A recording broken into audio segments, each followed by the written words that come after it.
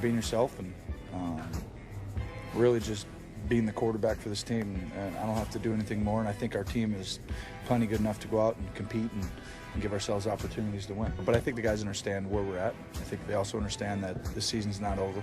It's far from it, and I think right now we just need to understand that we're getting started, and we got to go do our job and do it to the best of our ability and start getting this thing on a roll. Don't call it a comeback. He's been here for years. If you're working for the weekend, you made it. Happy Friday. Appreciate you being with us here on First Take. To my left, Skip Bayless. Stephen A. joins us from Philly. Gentlemen, good morning.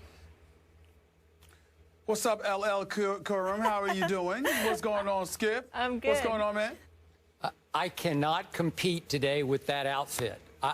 It's over. No moss. I give up. You got me today. I'm just going along for the ride here. I'll just be your punching bag the rest of the day. I like it. You like the fact that I rock no tie today? Yep. I thought I'd do it. I thought I'd do it as a tribute to Skip Bayless. Yeah. All right. I just tried to do it. I just tried to do a little something. You can take that look anywhere on a Friday, Stephen A. And speaking of which, we have a fun show planned for you as we head into another big fight weekend. This time, it's Canelo versus Cotto, Puerto Rico versus Mexico. Woo. The guys will make their picks later. Looking forward to that. But first, Tony Romo will make his return from a broken collarbone Sunday against the Dolphins. The Cowboys lost all 7 games while Romo was out. And according to Elias, no team has ever made the postseason after being 2-7 or worse through 9 games. Skip. Yes. Will Romo sink or swim in Miami? Stephen A. Smith, he will swim in Miami. He will swim back to shore. He will save this team from going under after 7 straight losses without Tony Romo.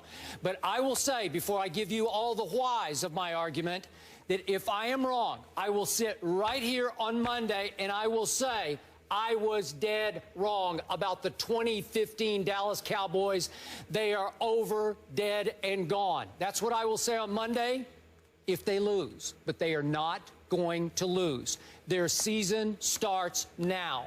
I love, and we just saw some clips of Tony Romo, love how bold he was all week this week. Love how he embraced the pressure of saving this season when a lot of franchise quarterbacks would say, now, wait a second, don't put it all on my shoulders after you guys lost 7 in a row. I love it how he tweeted out the clip from the movie Major League in which he sent the message to his teammates, there's only one thing left to do, win the whole thing. Maybe not win the Super Bowl, not yet, we're not quite there, but at least win a division that's begging to be won by the Giants and the Eagles and the Redskins. I love this team's chances right now because I really like the way, and Tony Romo said he liked the way this team played in 6 out of its 7 losses. It put itself in position to win those 6 games. It couldn't close the deal, as talented as it is, as well as it did play in spurts. It just needed one more big play from its quarterback. Just stay off the Whedon and Castle back to outhouse. It needed Tony Romo. And I will be the first to admit, Stephen A., this will not be easy because the Dolphins are coming off a big win at the Eagles. Ndamukong Suh, I don't know if you've noticed lately, is a terror on a tear over his last 5 games. He's got 4 sacks, 20 tackles, 8 disrupted dropbacks. He's a beast. He's a force. And I'll be the first to tell you, I'll admit it up front, Tony Romo's coming off a 2nd broken collarbone. Didn't even have surgery this time. They hoped it would heal on its own. It is still at risk. I'll be the first to tell you. But Sean Lee is coming back this week. I'm pretty sure he's going to play, and I hope he plays well. Des Bryant's been a little iffy on his foot, but I bet you he'll come back to life with Tony Romo back at quarterback. This team, as you know, plays its best on the road, so I like its chances at Miami. And in the end, Tony Romo's mere presence, I believe, will move the Cowboys to just leap right back into the saddle. They're about to ride again. Here they come, Stephen A. I'm going to go Dallas 27, Miami 23. Season starts now. You know what, Skip Bayless, I appreciate the astute analysis. Thank you. It sounded objective. I liked it sounded objective. It sounded devoid of the pom-pom cheerleading status that you customarily throw out there about your Cowboys. I'll give you credit for giving us the allure of objectivity there, but I'm not falling for it one bit. I understand that your heart is into this. You got to go this route. You got to ride Tony Romo, and you do have some plausible points to make. Miami is the 21st ranked defense. They're 20th against the pass. They're the second to last, 31st against the rush, which means that it should be a big day for Mr. Darren McFadden himself. I get all of that, Skip Bayless, but a funny thing happened on the way to this studio thinking about doing this show with you. A funny thing has happened as I sat up there and I saw the quotes from Tony Romo. A funny thing happened, Skip Bayless. A funny thing happened when I sat up there and I thought about something here. I said, you know, as much as this game seems tailor-made for the Dallas Cowboys to win, if they are indeed the accident waiting to happen that I happen to know them to be and I have proclaimed religiously, considering all that bantering, all that talk, how Tony Romo is supposed to come and save the day, this is a beautiful time for them to lose.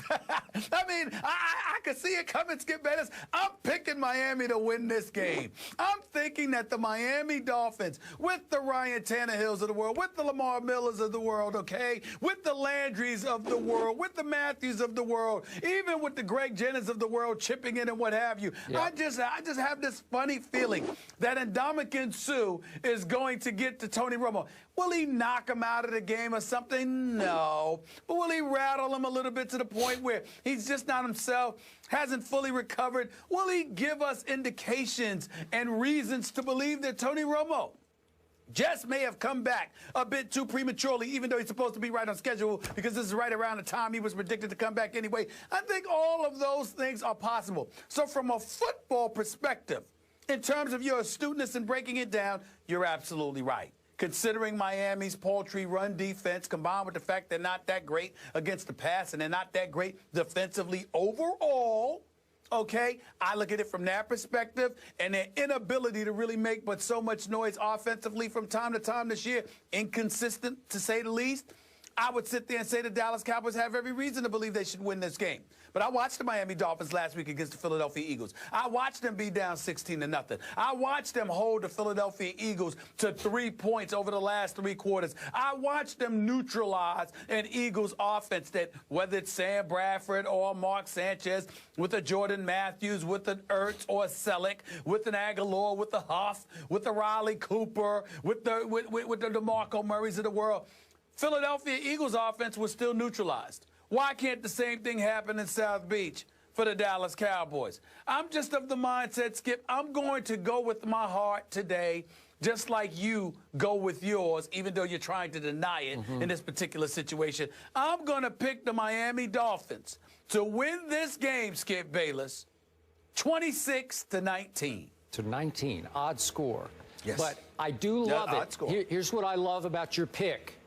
What I feared the most when I woke up this morning is that you would try to trump my pick, to jinx my pick, by picking my pick. I thought about it. I did. I know you did. I thought about it. And so now I'm good, because if you had picked Dallas, did. I'd be dead. I'd say, that's it, I'm done. That's the way you could have jinxed me. You had your chance. You cannot take it back. You are on record that now Miami will beat Dallas, and I will love watching you eat those words on Monday at this hour on this show. Thank you.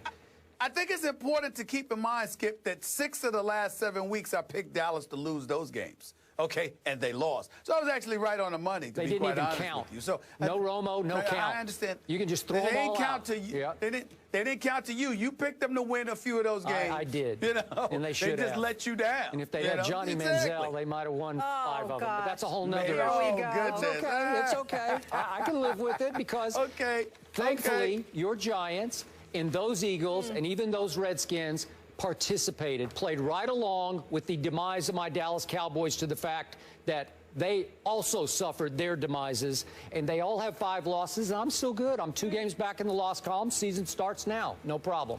Got it. Okay. Cool as a cucumber. Okay. Yep. The Cowboys have won their last 6 games that Romo did start, including weeks 1 and 2. But Skip, Fins up, baby.